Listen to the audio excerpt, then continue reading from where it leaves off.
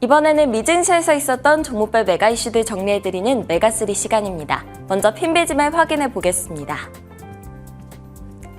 국채 수익률 하락에 뉴욕 3대 지수는 일제히 반등에 성공을 했습니다. 나스닥 지수가 1.35% 오르면서 가장 많이 올랐는데요. 이 때문에 국제유가 급락으로 에너지 섹터가 3% 넘게 급락한 것을 제외하고는 임의 소비재, 커뮤니케이션, 기술 섹터 등이 시원하게 올랐습니다. 어제 하락세를 나타내던 빅테크주들도 흐름이 좋았는데요. 마이크로소프트와 알파벳이 2% 가까이 올랐고 테슬라가 6%나 급등했습니다. 인텔의 주가는 프로그래밍 가능 칩 부분을 분사해서 상장할 계획이라고 밝혔고요. 0.7%가량 올랐습니다. 애플은 키뱅크가 투자 의견의 비중 확대해서 중립에 해당하는 섹터 비중으로 내렸다는 소식에도 0.7% 올랐고요. 모더나의 주가는 자사의 코로나19와 독감을 결합한 콤보 백신에 대한 임상 중간 결과가 긍정적이라는 소식이 들려왔고 1% 올랐습니다. 그리고 마지막으로는 유가 급락에 옥시덴탈 페트롤리엄과 대번 에너지 등 관련주들이 모두 빨간불을 켜면서 급락세를 나타냈습니다. 그럼 오늘의 메가3 확인해 보겠습니다. 오늘은 인텔과 애플 등 기술주 소식부터 시작해서요. 파업이 계속 진행 중인 자동차 기업들 소식 살펴보고 마지막으로는 국제유가 급락에 따른 에너지 섹터의 움직임 짚어보겠습니다. 먼저 기술 섹터로 가보겠습니다. 먼저 인텔이 프로그래밍 가능 반도체 부문을 분사시킨다는 소식을 전하면서 0.7% 올랐습니다. 프로그래밍 가능 반도체는 일반적인 반도체와는 다르게 사용자가 원하는 기능을 프로그래밍해서 사용할 수 있고요. 데이터 암호화부터 5G 무선 통신 장비에 이르기까지 다양하게 적용되는 반도체입니다. 이 부문을 분사시켜서 IPO를 통해 자금을 조달하겠다는 건데요.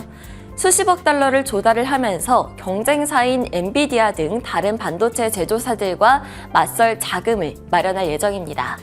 오펜하이머에서는 해당 사업부의 연간 매출이 20억 달러인 것을 고려했을 때 현재 약 160억 달러의 가치가 있을 것으로 예상된다고 분석했는데요.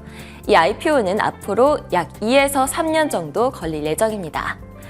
한편 키뱅크가 애플에 대한 투자 의견을 하향을 했는데요. 비중 확대해서 섹터 비중으로 내렸습니다. 키뱅크는 애플 주식의 멀티플이 비싼 수준에서 거래가 되고 있고 미국과 같은 주요 시장에서 추세가 완만한 수준을 유지하고 있기 때문에 글로벌 부문을 압박할 것으로 예상이 된다면서 그 이유를 들었는데요. 멀티플이 역대 최고 수준에서 거래가 되고 있고 여러 상황을 고려해봐도 상당한 프리미엄이 붙은 상황이라고 말했습니다. 그럼에도 불구하고 애플 주가는 간밤 0.7% 올랐습니다. 다음 메가 이슈는 자동차 섹터에서 가져왔습니다. 최근 자동차 기업들이 3분기 판매량을 발표하고 있는데요. 테슬라는 예상치를 하회했고요. 리비아는 예상을 뛰어넘는 판매량을 보였었죠.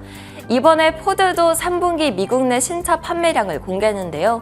지난해 같은 기간보다 7.7% 증가했는데 예상한 수준에 부합하는 정도이고 업계의 전체적인 판매량 예상치인 15에서 16% 증가에 비해서는 상대적으로는 부진한 성과였습니다.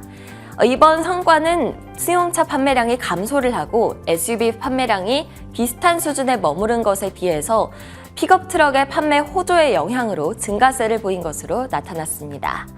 또 9월 중순부터 일부 자동차 조립 공장에서 파업이 지속이 되고 있기는 한데요. 3분기 판매량에는 직접적인 영향이 없었지만 이 파업이 장기화될 경우에는 다음 달에는 영향을 받는 것이 불가피할 것으로 예상이 됩니다.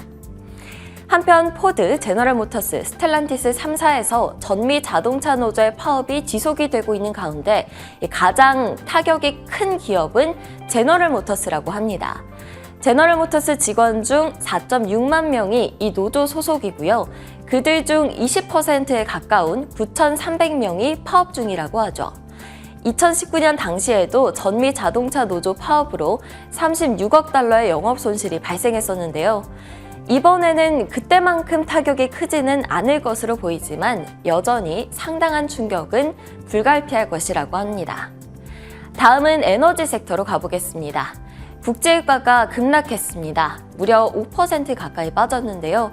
이 때문에 WTI는 85달러를 하회했고요. 에너지주들은 동반 하락세를 나타냈습니다. 에너지 섹터가 무려 3.45% 급락을 했고요. 옥시덴탈 페트롤리움과 마라톤 오일이 각각 3.9%, 5%씩 하락을 하고 쉐보론과 엑손모빌이 각각 2.3%, 3.7%씩 하락을 하면서 전반적인 시장의 상승세 속에서 빨간불을 켰습니다. 한편 태양광 관련주들의 경우 트루이스트에서 높은 금리를 이유로 단기적으로 우려가 된다면서 매수에서 보유로 투자 의견을 하향을 했는데요.